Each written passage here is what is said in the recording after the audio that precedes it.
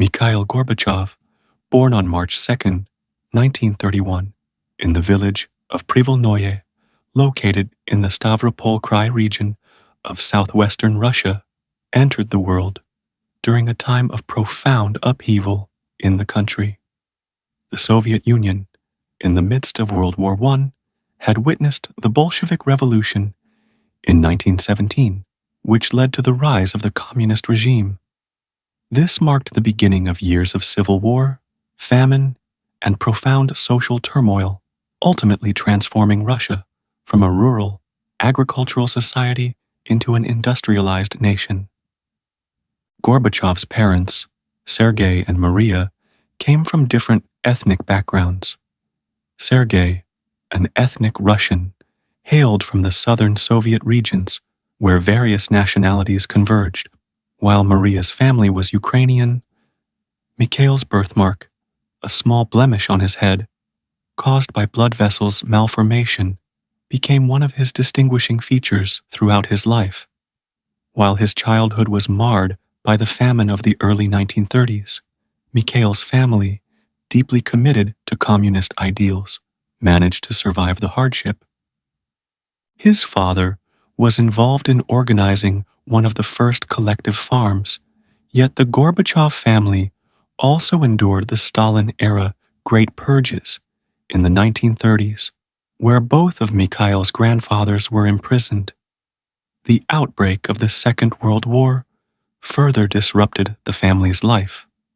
Sergei was conscripted into the Red Army, later reported dead, but emerging alive in 1943.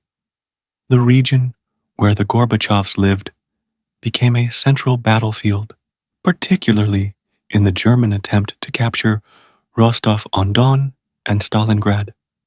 The war's impact on the family, especially on Mikhail's young life, was immense, yet the suffering ultimately strengthened their resolve to persist. Despite these hardships, Mikhail excelled in his education. After the war, in 1944, his schooling resumed, and he emerged as a gifted student with a growing interest in Russian and Western literature, as well as politics. His early exposure to communist ideology led him to join Komsomol, the all-Union Leninist Young Communist League, and eventually rise through its ranks. These formative years, marked by personal and national challenges, laid the foundation for Gorbachev's future political career.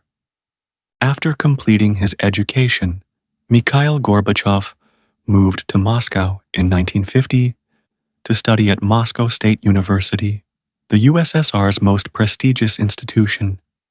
It was here that he met Raisa Titarenko, who would later become his wife. They married in 1953, during a time when the Soviet Union was undergoing significant political change following the death of Joseph Stalin.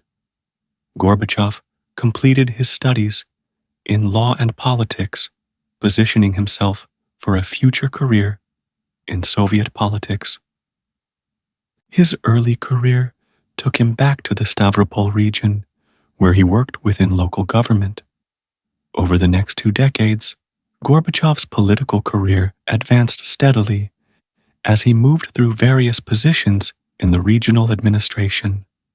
He became the first secretary of the Stavropol region in the early 1970s, a significant leadership role in one of the larger provincial administrations of the Soviet Union. His position allowed him to oversee the development of major infrastructure projects, such as the Great Stavropol Canal, and manage large collective farms. However, his rise was not without challenges. During the mid-1960s, Gorbachev began developing his own reformist ideology, particularly after his travels to Eastern Europe, where he saw firsthand the growing discontent with Soviet control over countries like East Germany and Czechoslovakia. These experiences would prove to be formative in shaping his approach to governance, as he became increasingly sympathetic to the cause of political reform. In 1978, Gorbachev was appointed secretary of the General Committee of the Communist Party, a pivotal moment in his political career that saw him move closer to the center of power in Moscow. His work here, largely focused on agriculture and economic policy, laid the groundwork for his promotion to the Politburo, the most powerful governing body of the Soviet Union, in 1980. At 49 years old, Gorbachev became the youngest member of the Politburo. This appointment came at a time when the Soviet Union was struggling with stagnation. The leadership of the USSR, represented by aging figures like Leonid Brezhnev, was no longer capable of tackling the challenges that the nation faced. Gorbachev, with his reformist views and new ideas, was seen as a possible answer to this stagnation. In March 1985, Gorbachev ascended to the position of General Secretary of the Communist Party, the top leadership role in the Soviet Union. His rise to power marked the beginning of a new era for the USSR, one characterized by an attempt to address the systemic issues that had plagued the country for decades. At the time, the Soviet Union was in a period of stagnation, both economically and politically, and the Cold War tensions between the US and the USSR were at a high. One of Gorbachev's first major reforms was perestroika, which aimed to restructure the Soviet economy by introducing elements of market-based reforms. Gorbachev sought to inject some flexibility into the rigid, command-based economy of the Soviet Union, believing that some level of private ownership and enterprise could reinvigorate the economy. However, the implementation of perestroika faced significant resistance from entrenched bureaucrats and conservative forces within the Communist Party. Alongside perestroika, Gorbachev introduced glasnost, a policy of openness and transparency. This policy allowed for greater freedom of speech, greater public discussion of political and social issues, and a relaxation of censorship. While it succeeded in increasing public discourse, it also led to widespread criticism of the government and a growing desire for political change. Glasnost exposed the deep flaws in Soviet society and governance, leading to public dissatisfaction with the communist system. Despite Gorbachev's vision for reform, the economic and political situation deteriorated. The Soviet Union's economy continued to struggle, and the political system became increasingly unstable. The country's foreign policy also saw shifts, particularly as Gorbachev began to reduce tensions with the West. In 1987, Gorbachev signed the Intermediate Range Nuclear Forces Treaty with U.S. President Ronald Reagan, which marked a significant step toward nuclear de-escalation and symbolized a thaw in the Cold War. However, Gorbachev's reforms inadvertently led to the dissolution of the very system he had hoped to save. As the Soviet republics began to push for independence, and with growing unrest within the Communist Party, Gorbachev's grip on power weakened. The August 1991 coup attempt, which sought to oust Gorbachev and reverse his reforms, was a turning point. The coup failed, but it further weakened Gorbachev's authority.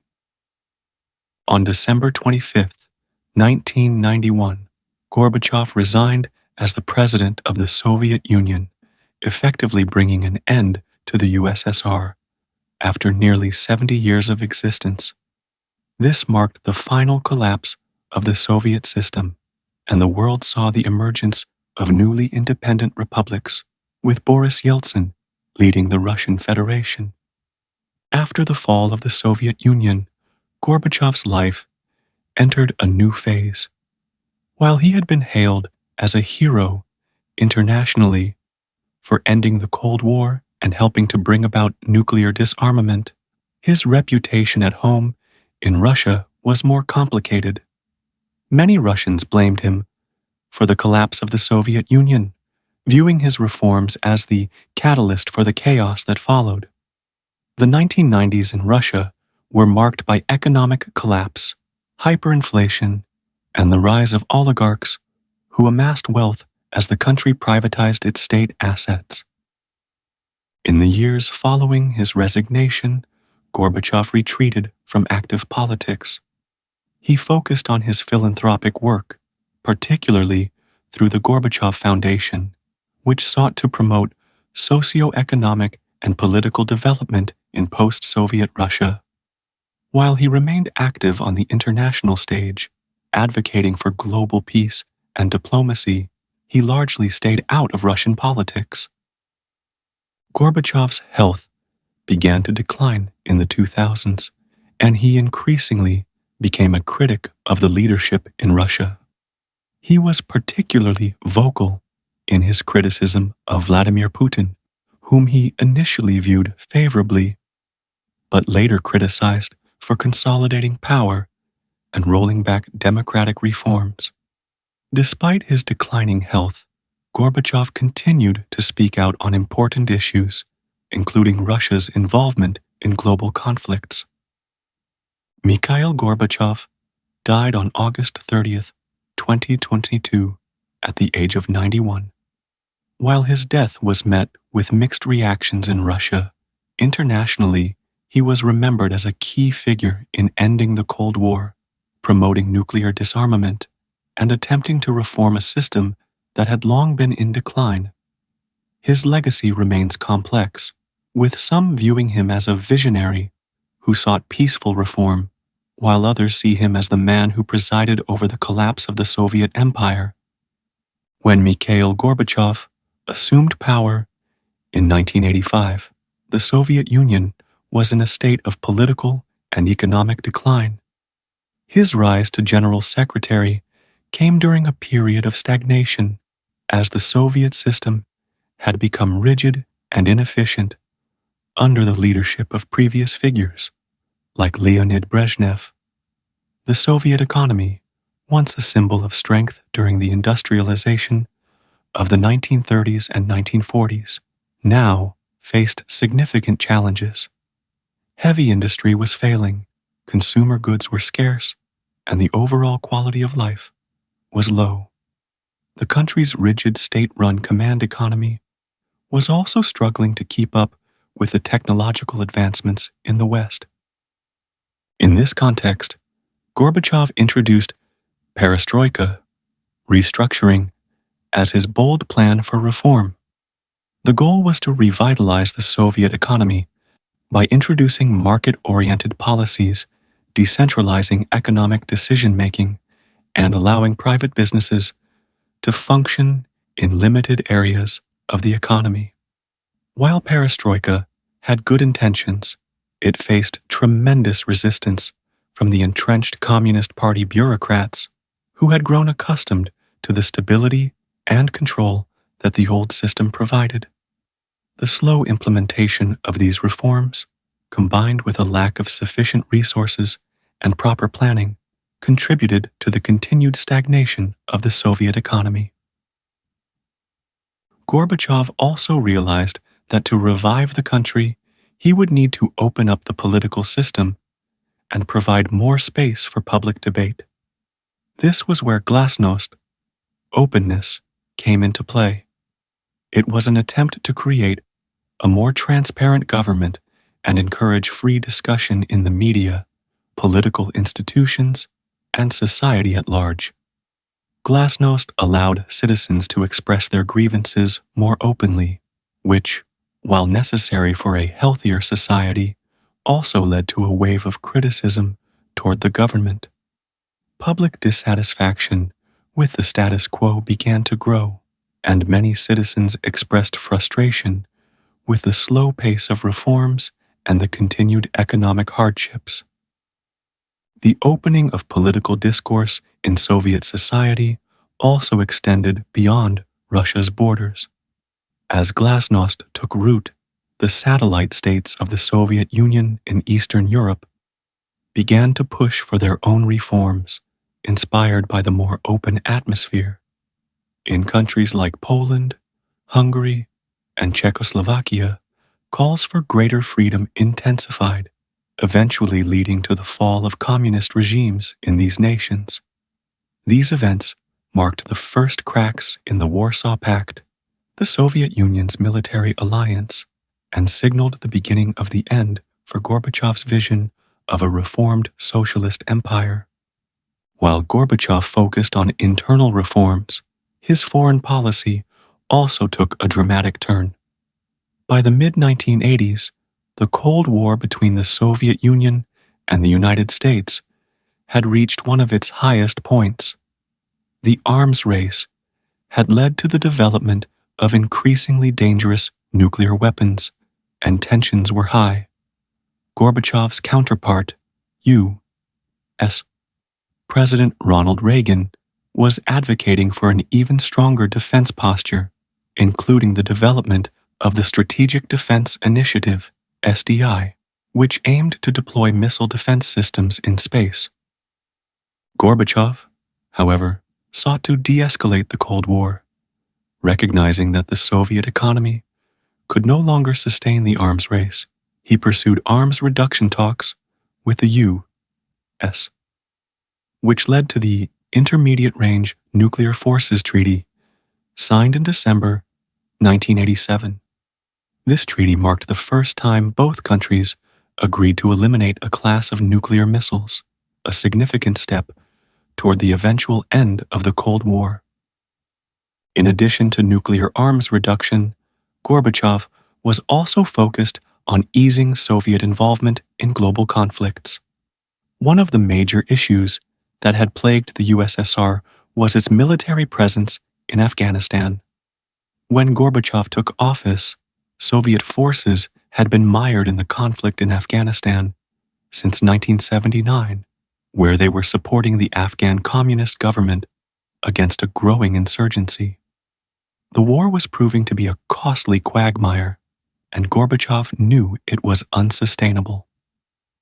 In 1986, Gorbachev initiated a shift in policy, announcing that Soviet forces would begin withdrawing from Afghanistan. This process, completed by 1989, was a significant step in ending Soviet military involvement in the region and contributed to easing tensions with the West. However, the Soviet retreat from Afghanistan was met with mixed reactions.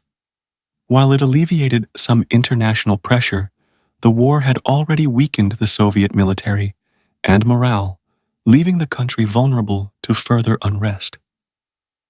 Gorbachev's foreign policy also saw the dissolution of the Warsaw Pact as countries in Eastern Europe began to distance themselves from Moscow's influence.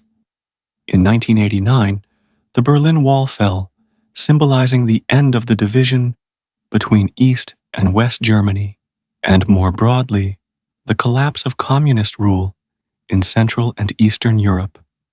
The fall of the wall signified the end of the Soviet sphere of influence in Europe and marked a decisive turning point in global geopolitics. While Gorbachev focused on internal reforms, his foreign policy also took a dramatic turn. By the mid-1980s, the Cold War between the Soviet Union and the United States had reached one of its highest points. The arms race had led to the development of increasingly dangerous nuclear weapons, and tensions were high. Gorbachev's counterpart, U.S. President Ronald Reagan, was advocating for an even stronger defense posture, including the development of the Strategic Defense Initiative, SDI, which aimed to deploy missile defense systems in space. Gorbachev, however, sought to de-escalate the Cold War, recognizing that the Soviet economy could no longer sustain the arms race.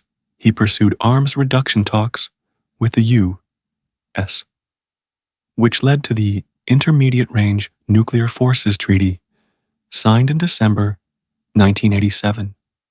This treaty marked the first time both countries agreed to eliminate a class of nuclear missiles, a significant step toward the eventual end of the Cold War. In addition to nuclear arms reduction, Gorbachev was also focused on easing Soviet involvement in global conflicts. One of the major issues that had plagued the USSR was its military presence in Afghanistan. When Gorbachev took office, Soviet forces had been mired in the conflict in Afghanistan since 1979, where they were supporting the Afghan communist government against a growing insurgency. The war was proving to be a costly quagmire, and Gorbachev knew it was unsustainable. In 1986, Gorbachev initiated a shift in policy, announcing that Soviet forces would begin withdrawing from Afghanistan. This process, completed by 1989, was a significant step in ending Soviet military involvement in the region and contributed to easing tensions with the West. However, the Soviet retreat from Afghanistan was met with mixed reactions. While it alleviated some international pressure, the war had already weakened the Soviet military and morale, leaving the country vulnerable to further unrest. Gorbachev's foreign policy also saw the dissolution of the Warsaw Pact as countries in Eastern Europe began to distance themselves from Moscow's influence. In 1989, the Berlin Wall fell, symbolizing the end of the division between East and West Germany, and more broadly, the collapse of communist rule in Central and Eastern Europe. The fall of the wall signified the end of the Soviet sphere of influence in Europe and marked a decisive turning point in global geopolitics. Despite his reform efforts, Gorbachev's position became increasingly tenuous. As the 1980s drew to a close, the Soviet Union's internal problems were compounded by growing calls for independence from the Union's constituent republics. The Baltic states, such as Estonia, Latvia, and Lithuania, were among the first to declare their independence, paving the way for a wave of nationalist movements across the Soviet bloc. By 1991, the situation had become untenable.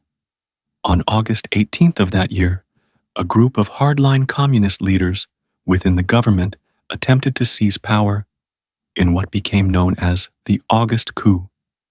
Gorbachev, who was on vacation in Crimea at the time, was placed under house arrest. The plotters hoped to reverse his reforms and maintain the Soviet system, but they miscalculated the public's mood. Boris Yeltsin, the leader of the Russian Republic and a vocal critic of Gorbachev's handling of the Union, emerged as a key figure in opposing the coup. Yeltsin famously climbed atop a tank in Moscow and rallied the people to resist the coup. The failure of the coup was a pivotal moment in the collapse of the Soviet Union. Although Gorbachev was released from house arrest, the events of August 1991 had weakened his authority, and it became clear that his reforms had unleashed forces that were beyond his control. Over the following months, the republics of the Soviet Union declared their independence one by one. On December 25, 1991, Gorbachev formally resigned as the president of the Soviet Union, marking the end of the 70-year-old empire. The Belovezha Accords, signed earlier that month by the leaders of Russia, Ukraine, and Belarus, officially dissolved the USSR and established the Commonwealth of Independent States, CIS. After the collapse of the Soviet Union, Gorbachev largely retreated from the political stage, although he remained a respected figure on the global stage. Internationally, he was hailed for his role in ending the Cold War, promoting nuclear disarmament, and peacefully overseeing the dissolution of the Soviet Union. He received numerous accolades, including the Nobel Peace Prize in 1990 for his efforts to de-escalate tensions with the West. Domestically, however, Gorbachev faced criticism for the chaotic transition that followed the Soviet collapse. The 1990s in Russia were marked by hyperinflation, widespread privatization, and the rise of oligarchs who seized the country's vast state assets. Many Russians blamed Gorbachev for the economic and social turmoil that followed the Soviet collapse, viewing him as the man who tore apart the only system they had known. Despite this domestic criticism, Gorbachev remained an active public figure throughout the 1990s and into the 2000s. He was outspoken in his critique of the leadership of Boris Yeltsin and later Vladimir Putin. While initially supportive of Putin's early presidency, Gorbachev became increasingly disillusioned with the centralization of power and the rollback of democratic reforms. Gorbachev's later years were marked by declining health, and he withdrew from public life after his wife, Raisa, passed away in 1999. He lived to see Russia under Putin, and while his legacy at home remained controversial, internationally, he was celebrated as the man who changed the course of history. Gorbachev died on August 30th, 2022, at the age of 91. Gorbachev's story is a tale of ambition, idealism, and tragedy. His vision for a reformed Soviet Union ultimately led to its dissolution, but his commitment to peace and reform has left an indelible mark on global history.